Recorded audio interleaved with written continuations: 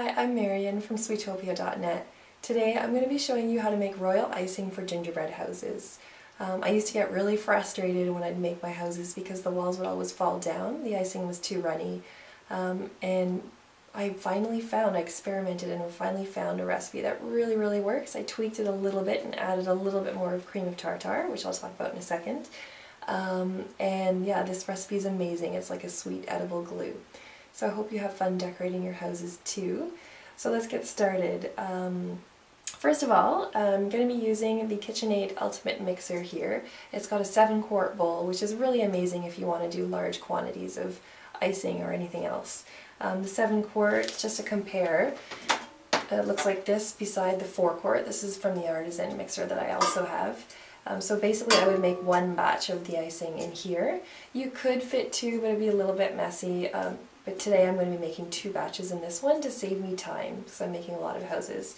And also, just so you know, I'm going to have one from Mum too. This one's a 5-quart, just to show you the difference. Again, you could probably fit 2 batches of icing in this. It'd be a little bit messy.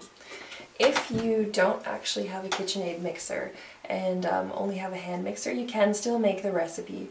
The only thing is that generally, because the hand mixer has a whisk-like attachment, it adds a little bit more air into it, which is fine for a gingerbread house icing. So this is your KitchenAid mixer whisk attachment, and this is the paddle attachment. So today, for royal icing, you want to use the paddle attachment, again, because you don't want to incorporate air. So those are the attachments of the mixer. For tools, you're going to need a whisk, spatula or 2, and a spoon to fill up your piping bag. And some people actually like to use a palette knife to fill up the piping bag too. I like a spoon. This is the actual piping bag that I use. It's disposable with a coupler and a number 10 tip for the gingerbread houses. And basically I do have another video if you're interested on different decorating tools and tips too. So in terms of ingredients, we need icing sugar, and generally I love, oh by the way, icing sugar is also known as powdered sugar or confectioner's sugar depending on where you live too. And I love this bag because there's 1 kilogram, and that's how much the recipe I use calls for, or today I'll be using 2, so I don't even have to measure it out, which is great. And I generally do sift it if I'm using it for decorated cookies in case there are any lumps so they don't clog up the piping tips. But today I don't need to sift it for gingerbread house icing because the tip is quite large. So that's your icing sugar, and then you need meringue powder. Today I have Wilton, but any brand works really. I generally use 5 tablespoons, and today I'm using 10, which works out to 3/4 of a cup of meringue powder. And meringue powder, just so you know, is a substitute for egg whites. So you can make your royal icing the classic way, which is with egg whites and cream of tartar and powdered sugar. If you can't find this at your local bakery supply store or at Michael's or in your grocery store. And generally it's actually not usually in the grocery stores. So you can use egg whites, and I'll include a recipe for that below as well. The last ingredient in terms of buying things is cream of tartar. So this one can be found in the spice section of your grocery store, so in containers, somewhat like this one. But I also buy it in bulk to save a little bit of money, so you can find that in your grocery store in the bulk section, or I actually buy mine at Bulk Barn. And other than that, you're going to need water. So 1 batch recipe calls for 3/4 of a cup warm water, and 2 batches would be 1.5 cups of warm water.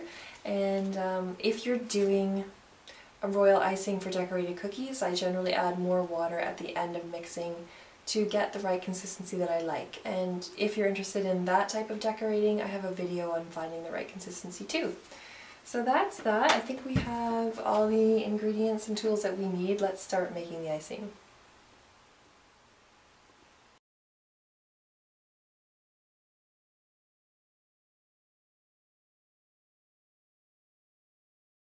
Okay, to start, I've got my meringue powder already in, and now I'm going to add the water.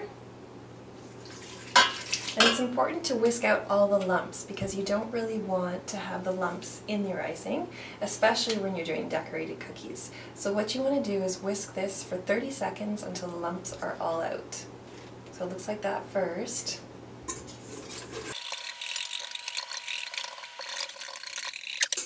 Okay, so I've tilted the bowl here and there, if you notice, just so I could see for sure if there were any lumps at the bottom. So now that that's done, I need to put 2 tablespoons of cream of tartar.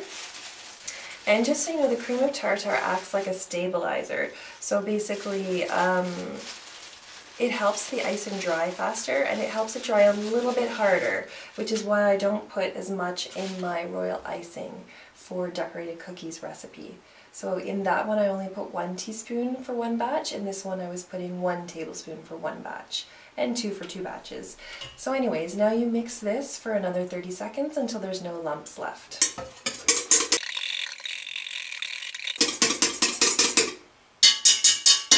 Okay, so now we basically have a nice froth going on. So we've got your cream of tartar and your meringue powder all whisked up.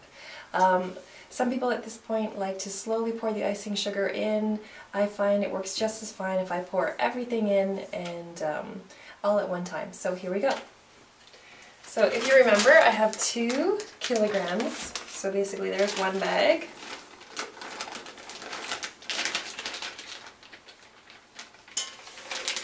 And my second bag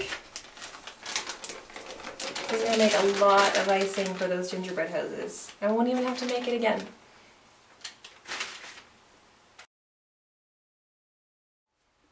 Okay, so now it's ready to go with the paddle attachment, and I'm going to put it on low speed for 10 minutes. First, I'm actually going to cover it with a tea towel so that the powder doesn't fly up. So you just loosely drape it over the mixer and over the bowl, just being careful so that the towel doesn't go into the mixer attachment, and start.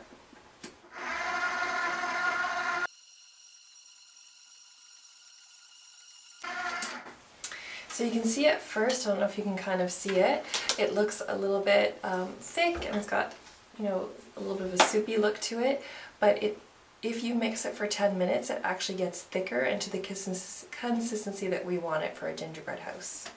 And now we don't need to put the towel on it anymore.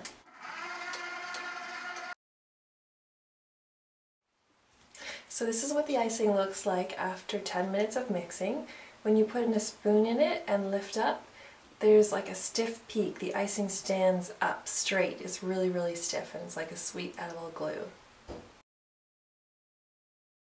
Okay, so now you want to fill your piping bag with royal icing. So I curl it up, hold it in my hand like a puppet, and then just scoop a good quantity out and pull like this. Pull the bag upwards and push downwards, and you can also massage the air bubbles out a little bit and push downwards again, twist, and you're ready to go. One more thing to mention, your royal icing dries out very quickly, so you'll need to cover it with plastic wrap or saran wrap when you're done filling your piping bag, or put it in Tupperware containers with a lid on it. So now we're ready to go. We're ready to decorate gingerbread houses. Hope you enjoyed this video, and please come join me for the next one where we make a gingerbread house.